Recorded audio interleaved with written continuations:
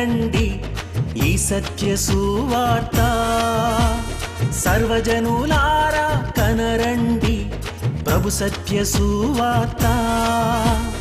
ఓ ప్రజలారా వినరండి ఈ సత్య సువార్త సర్వజనులారా కనరండి.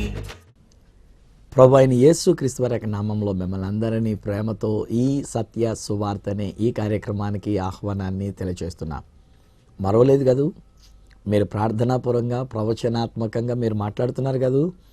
నవంబర్ 28, 29, 30 మరియు డిసెంబర్ 1 తేదీలలో సామర్లకోట మండల పాస్టర్స్ ఫెలోషిప్గా మేమందరం కలిసి నిర్వహిస్తున్న అద్భుతమైన ఉజ్జీవ మహాసభలు మరియు క్రిస్మస్ ఆరాధన మరి కార్యక్రమాలలో దైవజనరాలు డాక్టర్ స్టెల్లా దినకర్ నమ్మగారు వారు వచ్చి దైవర్తమానాన్ని అందించనున్నారు. వారితో పాటుగా పాస్ ఎం జ్యోతిరాజ్ గారు, అలాగే సువార్థికులైనటువంటి జోసఫ్ కొంకే గారు దైవర్తమానాలని అందించనున్నారు. కనుక మీ ప్రార్థనలు నేను ప్రేమపూర్వకంగా కోరుకుంటూ ఉన్నా. ప్రతి ఒక్కరూ వీలైనంత మటుకు ఆ యొక్క ప్రొఫెటికల్గా మీరు ప్రేయర్ చేసేటువంటి వాటిని మీరు దీవించాలి, ఆశీర్వదించాలి. ఆ మీటింగ్స్ ఘనంగా జరుగును గాక, వారి ప్రతి అవసరతలు అక్కర్లు తీర్చబడిన గాక, దేవుడు అనేక ఆత్మలను రక్షించునుగాక అని ఈ టైప్లో మీరు మాట్లాడుతున్నటువంటి యొక్క మాటలను బట్టి అనేక మంది ఆత్మలు రక్షింపబడే అవకాశం కలుగుతున్నది. ఈ వారం దేవుని యొక్క వాక్యంలోంచి మనం ధ్యానం చేసుకునడానికి గాను పోయిన వారం నేను కంటిన్యూ చేస్తూ చెప్తున్నటువంటి యొక్క విషయాలే ఈరోజు నేను మీకు జ్ఞాపకం చేయాలని ఆశపడుతున్నా. ఎందుచేతనంటే యేసుక్రీస్తు ప్రభువారేనండి మనకు మాదిరికరమైనటువంటి రీతిగా ఆయన మాట్లాడేటువంటి ఒక వ్యక్తి.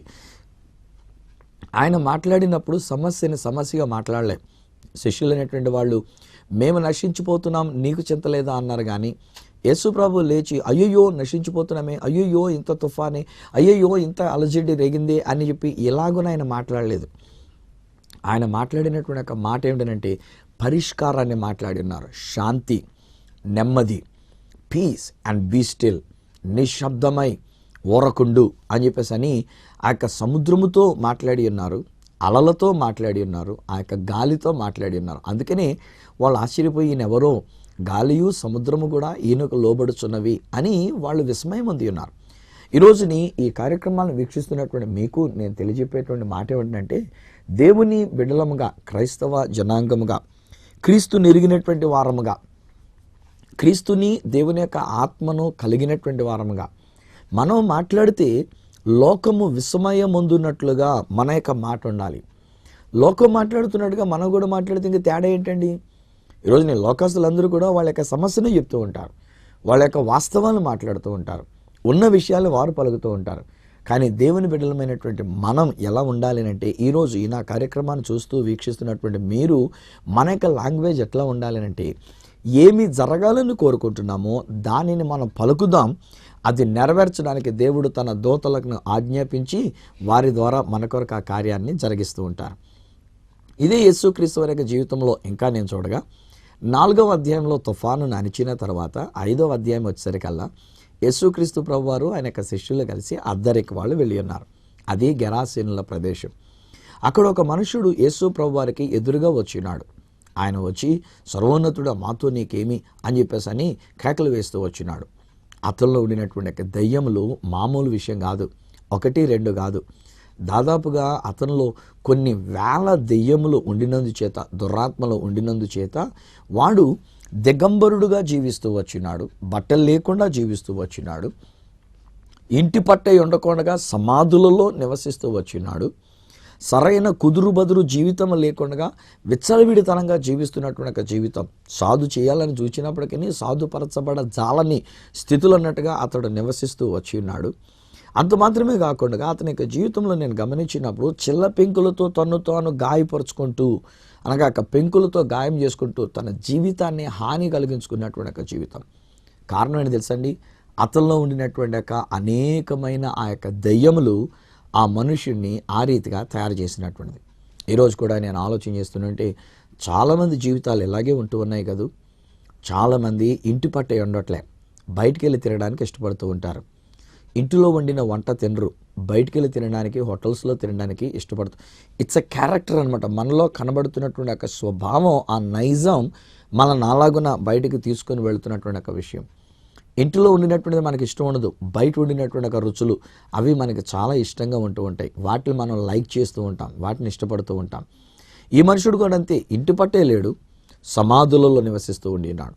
వాడు అనుకున్నాడు వాడికి మంచి మంచి భవనాలు కలిగినటువంటి ఒక ప్యాలెస్ల దగ్గర ఉంటున్నాను అనుకున్నాడు, కానీ వాడికి తెలియకుండా వాడు అక్కడ సమాధుల్లో నివాసం ఉన్నాడు. నిర్జీవమైనటువంటి స్థలంలో, జీవము లేని చోట అతడు ఉంటున్నటువంటి ఒక విషయాలు మించి అతని యొక్క జీవితంలో మనం గమనించినట్లయితే అతడు తను తాను గాయపరుచుకుంటూ తను తాను హాని కలిగించుకుంటూ ఉన్నాడు. చాలామంది యొక్క జీవితాలు ఎలాగనే ఉంటున్నాయి కదా, మనల్ని మనం హాని కలిగించుకుంటూ ఉన్నాం. నేను చెడ్డ వ్యసనాలు అనేటువంటి వాటి కంటే కూడానండి ఈరోజు నేను అంటాను, మనం తెలియక మనం తీసుకుంటున్న మన ఆహార పదార్థముల ద్వారా కూడా మనము లేనిపోయిన బలహీనతలు తెచ్చుకొని మన యొక్క శరీరాన్ని మనం పాడు చేసుకుంటూ ఉన్నాం. ఎట్లా వచ్చిందో మనకి దక్షిణాంధ్ర లేక దక్షిణ భారతదేశంలో మన యొక్క తెలుగు ప్రజలైనటువంటి మనం మంచిగా రైస్ వండుకొని తింటూ ఉంటాం. కూరలు కొంచెం వండుకుంటాము, రైస్ ఎక్కువ వండుకుంటాం, రైస్ ఎక్కువ పెట్టుకుంటాం, కూర ఏమో కొంచెం మాత్రమే వేసుకుంటాం. ఒకవేళ అది కూడా వండినా కానీ మంచిగా మనకి నిగనిగలాడుతూ కనబడడానికి ఆయిల్ చాలా ఎక్కువ వేసుకుంటాము దానిలోని, ఆ ఆయిల్తో పాటుగా మనం తింటూ ఉంటాం. తత్ఫలితం ఏమవుతుందంటే ఈ రైస్లో ఉండినటువంటి యొక్క షుగర్ కాంటెంట్ ఎక్కువైపోయినందు చేత మనిషి యొక్క దేహంలో షుగర్ బలహీనత అనేటువంటిది ఏర్పడుతూ ఉంది. ఆయిల్ అనేటువంటిది మన యొక్క కొలెస్ట్రాల్కి, లోపల ఉన్నటువంటి యొక్క ప్రేగులకి పాడు చేసేటువంటి విధంగా, మనకి గ్యాస్ట్రిక్ ప్రాబ్లం వచ్చేటువంటి విధంగా, మన ప్రేగులు తినివేసేటువంటి విధానంగా మనం తినే మసాలాలు మనను పాడు చేస్తూ ఉన్నాయి. సో ఒక విధంగా చెప్తే నేనంటాను, మనం అవగాహన లేనందు చేత ఇంత పెద్ద రైస్ పెట్టుకొని ఇంత మాత్రం కూర వేసుకొని దానిలో ఎక్కువ ఆయిల్ కారుతున్నట్టుగా అనేటువంటిదిగా తిని మనం మన యొక్క శరీరాన్ని పాడు చేసుకుంటున్నాం, మన ఆయుష్కాలాన్ని పాడు చేసుకుంటున్నాం. ఇది తెలియకుండా మనం చాలామంది చేస్తున్నటువంటి విషయాలు. అందుకనే నేను ఇజ్రాయెల్ దేశానికి తీసుకొని వెళ్ళేటప్పుడు నేను వాళ్ళతో చెప్తుంటాను, అమ్మ ఇక్కడ మీరు ఇంకా రైస్ అని అడగండి, 10 రోజులు ఇక్కడున్న రొట్టెలు, ఆ యొక్క గుడ్లు, లేకపోతే అక్కడ ఉన్నటువంటి పదార్థాలు, మాంసాహారం ఇవి మీరు తీసుకుంటూ ఉండండి. అందులో ఉప్పు ఉండదు, అందులో కారం ఉండదు, అందులో ఏ ఇతరమైనటువంటి బలహీనతలు కూడా రాకుండా ఉండేటువంటి పరిస్థితులు అందులో కనబడుతూ ఉంటాయి. అఫ్కోర్స్ తిరిగి ఇంటికి వచ్చేసేటట్టుగా 10 రోజులకి వాళ్ళ ముఖం బొగ్గలు లోపలికి వెళ్ళిపోయినట్టుగా, కొంచెం కళ్ళు లోతుకెళ్ళినట్టుగా అనిపించినా నేనంటాను, వాస్తవానికి వాళ్ళలో ఉన్నటువంటి ఒక బ్యాడ్ కొలెస్ట్రాల్ అనేటువంటిది అంతా కూడా కరిగిపోయి స్లిమ్గా, నీట్గా, మంచిగా తయారవుతున్నటువంటి ఒక విషయాలు. ఇది నా నీ స్నేహితులరా, మన యొక్క ఆరోగ్యాల్ని పాడు చేస్తున్నటువంటిది సాతానుడు, మనల్ని నాశనము చేసేటువంటి వాడు సాతానుడు.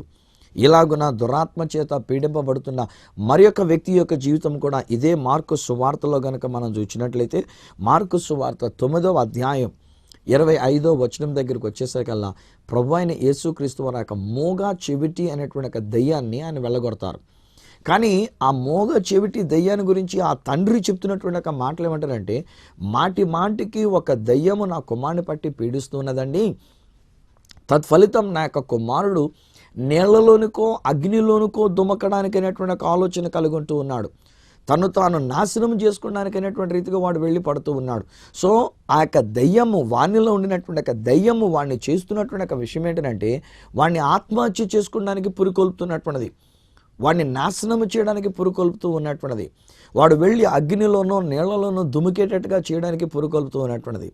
నాకు వచ్చే ఫోన్ కాల్స్లో కూడా చాలామంది చెప్తూ ఉంటారు. రీసెంట్గా నిన్న మొన్నట్లో ఒక ఫోన్ కాల్ వచ్చింది. ఆ యొక్క యవనస్తుడు ఒక ఆయన మాట్లాడుతూ అన్నాడు, అయ్యా నా పేరు పలానా, నా కోసం ప్రార్థన చేయండి అన్నాడు.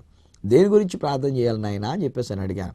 అప్పుడు అంటాడు కదా, నాకు రాత్రులు నిద్ర పట్టడం లేదండి, నేను డిప్రెషన్లోకి వెళ్ళిపోయి ఉన్నాను, నేను మాటికి డిప్రెషన్లోనే ఉంటూ ఉన్నాను. అంటే వాడికి తెలుసు వాడు డిప్రెషన్లోకి వెళ్ళిపోతున్నాడని, వానికి తెలుసు వాడు డిప్రెషన్లో ఉన్నాడని. నేనంటాను, నీకు తెలిసినప్పుడు ఆ డిప్రెషన్ నుంచి బయటికి రావచ్చు కదా, నువ్వు ఆ డిప్రెషన్లో ఉండవలసినటువంటి పని ఏమిటి? అప్పుడు నేను చెప్పాను, బాబు నేను నీ కోసం ప్రార్థన చేస్తాను నిజమే, కానీ బట్ నీవు కూడా ప్రార్థన చేసుకో. నువ్వు ప్రార్థన చేసుకున్నాక నువ్వు ఉన్న డిప్రెషన్ స్థితిలో నుంచి నువ్వు బయటికి రా, ప్రభువులోనికి రా, ప్రభువునందు నీవు నివసించు, ప్రభువునందు నీవు ఆనందిద్దు. కానీ ఎప్పుడైతే నువ్వు ప్రభువునందు ఆనందిస్తూ నువ్వు ప్రభువులోనికి వస్తావో ఇక డిప్రెషన్ అనేటువంటిది నీ దరిదాపుల్లోనికి రాదు. డిప్రెషన్ వల్ల నీవు ఏమాత్రం కూడా కృంగిపోవు అనేటువంటి రీతిగా ఆ కుర్రవాడిని నేను ప్రోత్సహించడం అనేటువంటి జరిగింది. చాలామంది యవన బిడ్డలు వాళ్ళ జీవితాలని నాశనం చేసుకోవడానికి ఆలోచనలు కలిగి ఉంటూ ఉన్నారు. చాలామంది కుటుంబాలలో ఉండినటువంటి వారు సైతం ఏదో ఒక రకంగా వాళ్ళ జీవితాలని పాడు చేసుకోవడానికి అనేటువంటి రీతిగా. రీసెంట్గా ఒక కుమార్తె నా దగ్గరికి వచ్చింది, ప్రార్థన చేయండి అంటూ అడిగింది. దేని గురించి అమ్మానంటే, తనకు తన భర్తకి గొడవలు అవుతూ ఉన్నాయి. ప్రేమించి పెళ్లి చేసుకున్న వాళ్ళిద్దరు కూడా నాకు తెలుసండి, కానీ ఆ యొక్క కుమార్తె తన చేతిని చూపిస్తూ, చూసారండి పాస్టర్ గారు, ఇక్కడ ఇది నేను కోసేసుకున్నటువంటి ఒక కోత ఆనవాలు, నేను కోసుకుంటే తర్వాత మళ్ళీ దాన్ని తీసుకొని వెళ్ళి కొన్ని కుట్లు వేయవలసినంతటి వరకు అంతటి పరిస్థితి అక్కడ ఏర్పడినటువంటిది. అంతగా కోసేసుకున్నారు. ఎందుకు అలా జరుగుతుంది అని అంటే, నేనంటాను ఆ బిడ్డ యొక్క ఇది కాదు, లేక ఏదో గొడవలైనంత మాత్రాన్నే కాదు, అక్కడ దాని వెనుక ఒక దయ్యము, ఒక దురాత్మ పనిచేస్తున్నందుచేత. ఈనాడు క్రైస్తవ సమాజానికి నేను చెప్తున్నటువంటి మాటలు ఇవి.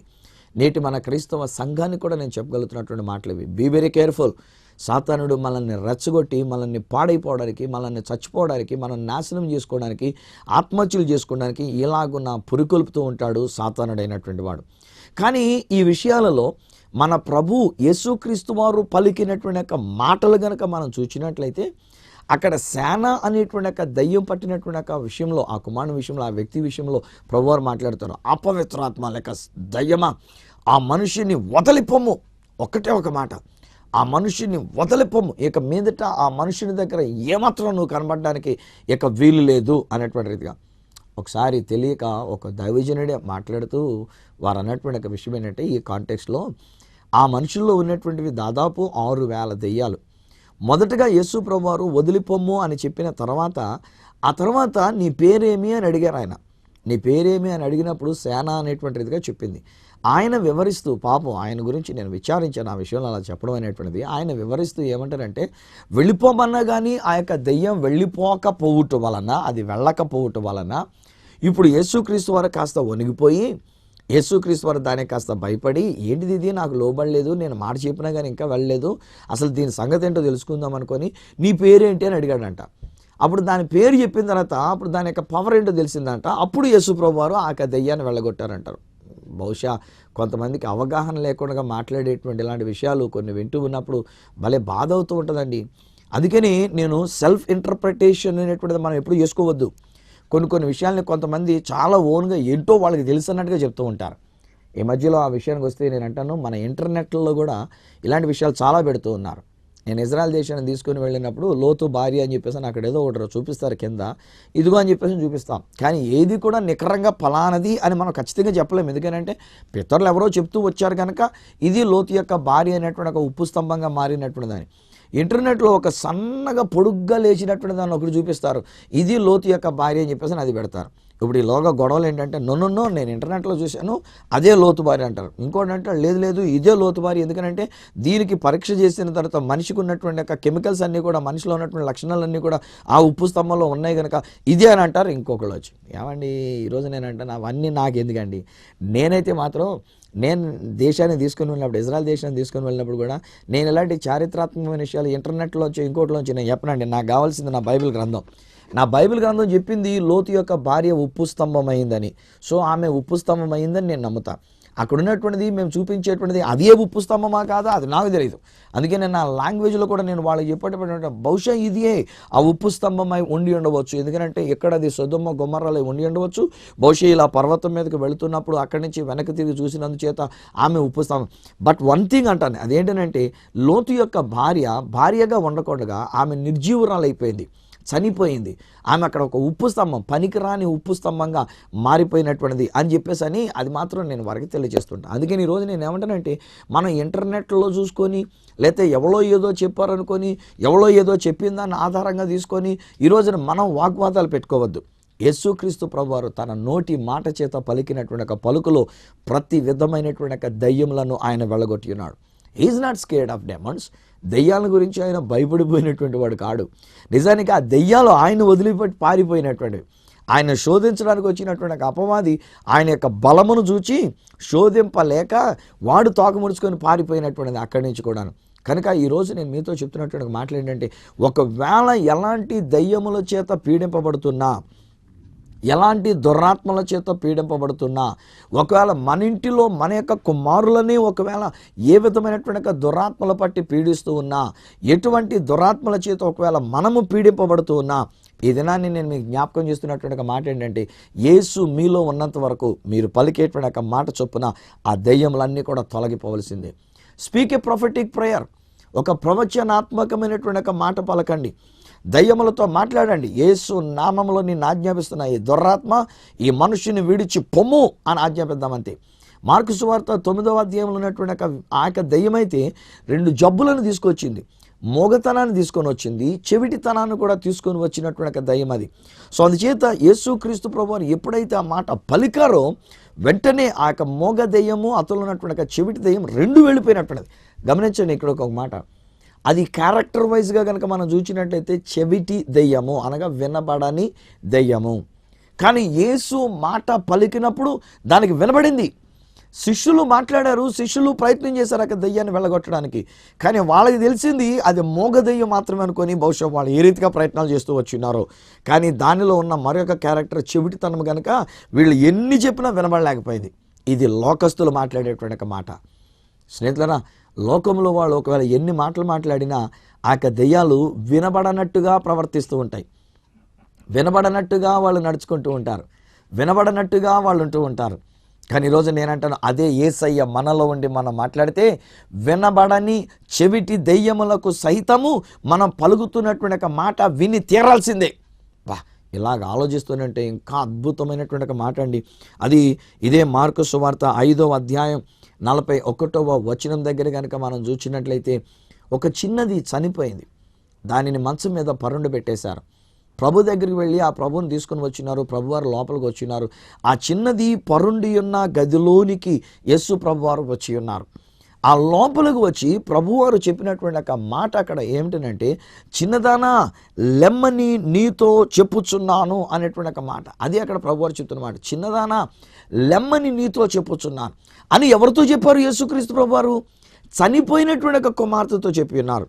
ఈరోజుని నా యేసయ్య మాట చెవిటి దెయ్యము సైతము విని తీరాల్సిందే, చచ్చిపోయినటువంటి ఒక బిడ్డ సైతము విని తీరవలసిందే. ఇదనాన్ని ఎటువంటి వ్యాధైనా, ఎటువంటి దురాత్మలైనా సరే, ఎటువంటి దెయ్యములైనా సరే, యేసు మాట పలికిన మాట చొప్పున అవి తొలగిపోవాలి, ఆ వ్యాధులు తొలగిపోవాలి. అదే యేసయ్య ఈరోజు మనలో ఉండి ఉన్నారు. అదే యేసుక్రీస్తు వారి యొక్క మాట ఈరోజు మన హృదయంలో మనం కలిగి ఉన్నాం. పరిశుద్ధాత్ముడు మన మీద ఉండి ఉన్నారు. పరిశుద్ధాత్ముడు మనలను మాట్లాడింప చేస్తూ ఉన్నారు. నువ్వు ఆ దయ్యమును గురించి నువ్వు కలవరపడి దాన్ని మాట్లాడింప చేయనక్కర్లే. అది మనకు తిరిగి జవాబులు ఇవ్వాల్సినటువంటి అవసరం లేదు. ఆ దయ్యములు, దురాత్మలు మనతో మాట్లాడవలసినటువంటి అవసరం లేదు. మనం పలకవలసినటువంటి మాట ఏమిటంటే, యేసు నామములో నేను పలుకుతున్న ఆ దురాత్మలు తొలగిపోవును గాక, ఆ దయ్యములు తొలగిపోవును గాక.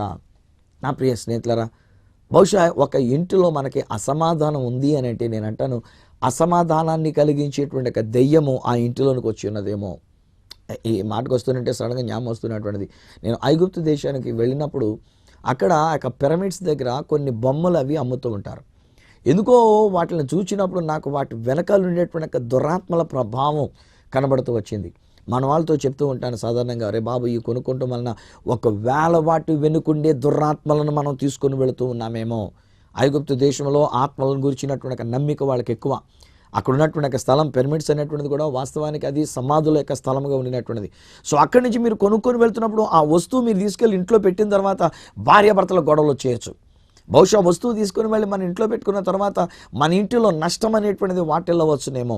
ఆ వస్తువులు తీసుకెళ్ళి మన ఇంట్లో పెట్టుకున్న తర్వాత నెమ్మది లేకుండా, సంతోషం లేకుండా, సమాధానం లేకుండా ఆ ఇంటిలో ఎప్పుడు చూసినా గొడవలు గొడవలు గొడవలు అనేటువంటి రీతిగానే ఒకవేళ అక్కడ తయారవుతూ ఉండి ఉండవచ్చునేమో.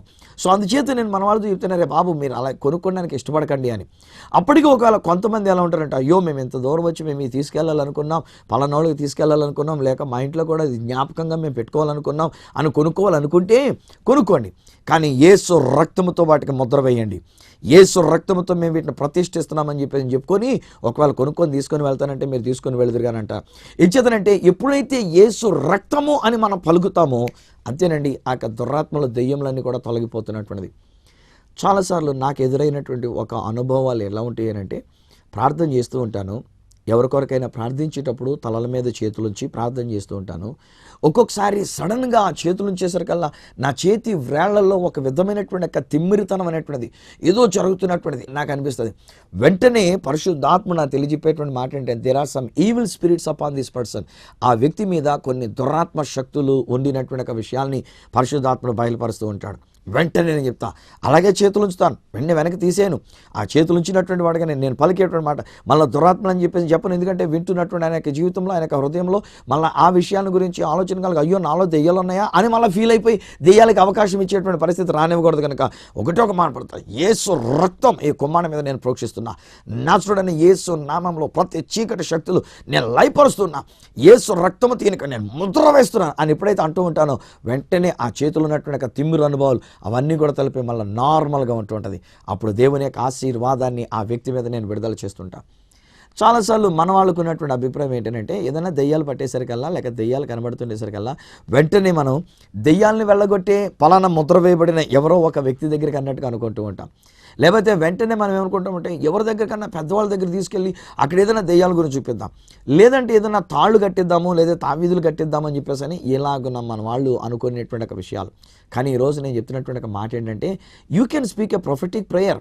యేసు ప్రభుని కలిగినటువంటి ఒక మీరు ప్రవచనాత్మకమైనటువంటి ఒక ప్రార్థన మీరు పలకగలరు. మీరు పలికిన మాట చొప్పున ఎటువంటి తుఫానైనా అణిగిపోవాలి, ఎటువంటి అలలైనా అణిగిపోవాలి, ఎటువంటి సమస్యలైనా అణిగిపోవాలి, ఎటువంటి దెయ్యములైనా తొలగిపోవాలి, ఎటువంటి వ్యాధి బలహీనతలు తెచ్చిన దెయ్యాలైనా సరే అవి విడిచిపోవాల్సిందే. ఇదే మార్కు సువార్తలో కనుక మనం చూసినట్లయితే 10వ అధ్యాయము 52వ వచనం దగ్గర మనం చూసినప్పుడు ముందున్నటువంటి మాటలు మనం చూస్తే, ఒక గుడ్డివాడు ప్రభు దగ్గరకు వచ్చినాడు. నేను ఇది చేయగలని నమ్ముచున్నావు అంటే, నమ్ముచున్నాను ప్రభు, నువ్వు బాగు చేయగలవు నమ్ముచున్నాను. అప్పుడు వెంటనే ప్రభు పలికినటువంటి మాట ఏంటంటే, నీ విశ్వాసము చొప్పున నీకు జరుగునుగాక, స్వస్థత కలిగి నువ్వు వెళ్ళు అని చెప్పేసానంటే వాడు నమ్మి వెళ్ళాడు. వాడి యొక్క గుడ్డితనం తొలగిపోయిందండి. వాడు చూపు పొందినటువంటి వాడై దేవుని మహిమపరుస్తూ వాడు వెళ్ళగలిగినటువంటి విషయం. వీటిలన్నిటిలో నేను నేర్పిస్తున్నటువంటి మాటలు ఏంటంటే, మనం పలకవలసిన ప్రవచనాత్మకమైనటువంటి ఒక మాట ప్రార్థన అనేటువంటి ఒక అంశములో మనం అడిగేటువంటి విధానంగా పలికేదానికంటే, అడుగుతున్న మాటగా మనం మాట్లాడేదానికంటే, ఈ దినాన్ని మన ప్రభువును రక్షకుడైన యేసు క్రీస్తు వారే మనకు మాదిరిగా చూపించినటువంటి ఒక భాషా శైలి ఎలాగో ఆయన చూపించినారంటే, మనం పలకవలసిన మాట మనం పలకాలి. ఆ యొక్క దయ్యములతో ఆయన అన్నాడు, విడిచి పొమ్ము అని చెప్పేసని. ఆ యొక్క వ్యాధి బలహీనతలతో అంటున్నాడు, విడిచి పొమ్ము అని చెప్పేసని. నీ విశ్వాసం, నీ నమ్మికే నిన్ను స్వస్థపరిచింది అని అంటున్నాడు. ఆయన గాలిని గద్దించి నిశ్శబ్దమై ఓరకుండుమని పలికినాడు. ఈరోజుని యేసుక్రీస్తునందు విశ్వాసం ఉంచినటువంటి బిడలమైనటువంటి మనం పలకవలసినటువంటి ఒక మాటలు ఏంటంటే, ఆ ప్రభువుని మన హృదయంలోనికి ఆహ్వానించుకుందాం. ప్రభువా, నీవు మాట్లాడినట్లుగా నేను కూడా మాట్లాడడానికి సహాయం చేయండి అని చెప్పేసి మనం మాట్లాడాలి. ఈరోజు నా ప్రియ స్నేహితులారా, మనం వాస్తవాలను చూచి వాస్తవాల మీద మన యొక్క విశ్వాసం పెడుతూ ఉంటాం. వాస్తవాలను చూచి వాస్తవాలనే విశ్వాసపు మాటగా మనం మాట్లాడుతూ ఉంటాం. మనం చూచినటువంటి వాస్తవాలను బట్టి మనం పలికేటువంటి విషయం ఏంటంటే, మాకు పిల్లలు లేరండి, మాకు పలానా తుఫాన్ అండి, మాకు పలానా సమస్య అండి, మా పలానా కష్టం అండి, మా పలానా ఇబ్బందులు అండి, మాకు పలానా పరిస్థితి. నేనంటే నీ దినాన్ని స్టాప్ దట్. ఫ్యాక్ట్ని మాట్లాడడం ఆపేద్దాం కాసేపు, వాస్తవాల్ని మాట్లాడడం ఆపేద్దాం కాసేపు. మనం సత్యం అనే దేవుని యొక్క మాటను మనం పలకడానికి ప్రయత్నించేద్దాం. ఎలా పలకగలము అంటే, మనలో యేసు ఉన్నప్పుడు, మన మీద పరిశుద్ధాత్ముడు ఉన్నప్పుడు మనం పలకవలసినటువంటి ఒక మాట. ప్రభువారు అంటున్నారు, ఎవడైనను ఈ కొండను చూచి నీవు ఎత్తబడి సముద్రంలో పడవేయబడుమని చెప్పి తన మనసులో సందేహింపక తాను చెప్పినది జరుగునని నమ్మిన ఎడల వాడు చెప్పినదే జరుగును. ఏమి మనం మాట్లాడుతున్నాం? వాస్తవములైనటువంటి వాటిని మాట్లాడదామా? సత్యాన్ని మాట్లాడదామా? వాస్తవములా కనబడేటువంటిది అపవాది చెప్పే అబద్ధం. సత్యం అనేటువంటిది దేవుడు మనతో మాట్లాడిన వాక్యం, దేవుని యొక్క మాట. ఇదిరాని ఒకవేళ అప్పుడు ఉన్నటువంటి పరిస్థితి మనకి విషమించినట్టుగా కనబడవచ్చు, కానీ ఎప్పుడైతే మన సత్యాన్ని ఆ సిట్యువేషన్లో మనం మాట్లాడతామో, సత్యము సృజనాత్మకతను ధరించుకొని అక్కడ జరగవలసిన కార్యం జరిగిస్తూ ఉంది. వెలుగు కలుగు గాక అని దేవుడు పలికినప్పుడు అక్కడ వెలుగుకి ఆధారం లేనేలేదు, కానీ ఆయన పలికారు, పలికినది విశ్వసించారు, విశ్వసించిన నిజస్వరూపం అక్కడ కనబడింది, వెలుగు అక్కడ వచ్చినది. అలాగనే ప్రభువారు మాట్లాడుతూ నిశ్శబ్దమై ఓరకుండుము అని గాలిని సముద్రాన్ని గద్దించారు. అక్కడ వాస్తవానికి పెద్ద తుఫాను ఉంది, కానీ ఆయన పలికిన మాట అది అక్కడ జరిగింది. వాస్తవానికి అక్కడ చచ్చిపోయినటువంటి మరణం, నిర్జీవత ఉంది, కానీ ఆయన పలికిన మాట ఆ చిన్నది లేచి కూర్చొని వారికి పరిచర్య చేయసాగింది. వాస్తవానికి ఆ దయ్యములు వాడిని సమాధుల్లో నివాసం చేపిస్తూ ఉన్నాయి, వాడిని నాశనం చేయడానికి ప్రయత్నం చేస్తున్నాయి. కానీ ప్రభువారు పలికిన మాట చొప్పున ఆ దయ్యములు వదిలిపోయి అతడు యేసు ప్రభు పాదముల దగ్గర అతడు కూర్చున్నట్టు అనేటువంటిది అది అక్కడ జరిగినటువంటిది. ఇదేనాని నా ప్రియ స్నేహితులారా, ఆ ప్రభువారు నేర్పించినటువంటి ఆ మాట విధానంగా మనం మాట్లాడడానికి నేర్చుకుందాం. మన యొక్క ప్రార్థనలో ప్రవచనాత్మకమైనటువంటి సత్యాన్ని మనం పలకడానికి మనం ప్రయత్నం చేద్దాం. తత్ఫలితం అలాంటి అద్భుతమైనటువంటి కార్యములు మన జీవితంలో మనం అనుభవించగలుగుతాం. తలలు వంచండి, కండ్లు మూసుకునండి. చిన్న ప్రార్థన. తండ్రి, నీకు వందనాలు, నీకు స్తోత్రాలు మేము చెల్లిస్తూ ఉన్నాం. ఈ సమయమందునైనా నీ వాక్యాన్ని వింటూ ఈ కార్యక్రమాన్ని వీక్షిస్తున్నటువంటి బిడ్డల కొరకు నేను ప్రార్థిస్తున్నా. నిజమే, వాస్తవాలు అనేటువంటి మా జీవితాల్లో మా చేతికి మా శక్తికి మించినదిగా ఉండి ఉండవచ్చును. నిర్జీవత అనేటువంటిది కనబడుతూ ఉండవచ్చును. 6,000 దెయ్యముల యొక్క కార్యములు అక్కడ కనబడుతూ ఉండి ఉండవచ్చును. మేము వాస్తవాన్ని మాట్లాడేటువంటి దానికంటే ప్రభువా నీ మాట, నీ సత్యపు మాట మేము పలుకుతున్నాం నైనా. నీ మాట చొప్పున జరుగునుగాక, నువ్వు పలికించిన ప్రకారంగా జరుగునుగాక. మేము ఆ కొండను చూచినప్పుడు దేవుడా అని మీకు మొరపెట్టేదానికంటే, మేము ఆ దెయ్యములను చూచినప్పుడు దేవుడా ఈ దెయ్యాలను వెళ్ళగొట్టు అని చెప్పేదానికంటే, మేము పలకవలసిన మాట మేము నేర్చుకున్న ప్రకారం, మీరు మాట్లాడిన ప్రకారం మేము మాట్లాడడానికి సహాయం చేసి నడిపించండి.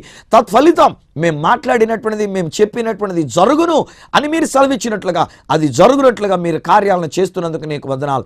ఈ కుటుంబంలో నీ శాంతి నేను విడుదల చేస్తున్నా. ఈ కుటుంబంలో అద్భుతమైన కార్యములను నేను విడుదల చేస్తున్నా. స్వస్థతలో నేను విడుదల చేస్తున్నా. యేసు నామములో అట్టి కార్యాలు మీరు జరిగిస్తున్నందుకు నీకు వందనాలు చెల్లించుకుంటూ యేసు నామమున ప్రార్థించి పొంది ఉన్నాము తండ్రి. ఆమేన్. తండ్రి, కుమార, పరిశుద్ధాత్మలను దేవదేవుని దీవెన ఆశీర్వాదం ఆయన బిడ్డలుగా మీకును మీ కుటుంబములకును సదా తోడయుండి అద్భుతములను జరిగించి నడిపించును గాక. ఆమేన్, ఆమేన్. వెల్స్నేల్లరా, మరువకండి, నేను జ్ఞాపకం చేసినటువంటి నవంబర్ 28, 29, 30 మరియు డిసెంబర్ 1 తేదీలో జరిగే సభల కొరకు, క్రిస్మస్ ఆరాధన కొరకు, సామర్లకోటలో జరిగే వాటి కొరకు మీరును నాతో కలిసి ప్రార్థనలు ఏకీభవించి దీవించండి. దేవుడు మిమ్మల్ని దీవిస్తున్నాడు. మీరు పొందుకున్న మేలులు నాతో పంచుకునడానికి నా అడ్రస్ ఈ సత్య సువార్త, సామర్లకోట 533440, తూర్పుగోదావరి జిల్లా, ఆంధ్రప్రదేశ్. అడ్రస్ మరొకసారి చెప్తూ ఉన్నా, ఈ సత్య సువార్త, సామర్లకోట్ 533440, ఈస్ట్ గోదావరి డిస్ట్రిక్ట్, ఆంధ్రప్రదేశ్. అప్పటికి ఒకవేళ నాతో మీరు ఫోన్లో మాట్లాడాలని కోరుకున్నట్లయితే నా ఫోన్ నెంబర్ 9848110907 94400409992 8885527662. ఒక నాకు ఈమెయిల్ చేయాలనుకున్నట్లయితే నా ఈమెయిల్ ఐడి ఈ సత్య సువార్త @gmail.com. మళ్ళీ వచ్చే వారం ఈ సత్య సువార్త కార్యక్రమంలో మిమ్మల్ని కలుసుకునేటంత వరకు మనకు శాంతిని, సమాధానాన్ని ఇచ్చే యేసయ్య చేతులకు మిమ్మల్ని అప్పగిస్తూ మీ దగ్గర సెలవు తీసుకుంటున్న మీ ప్రియ సహోదరుడు ఈ సత్య సువార్త రాజు.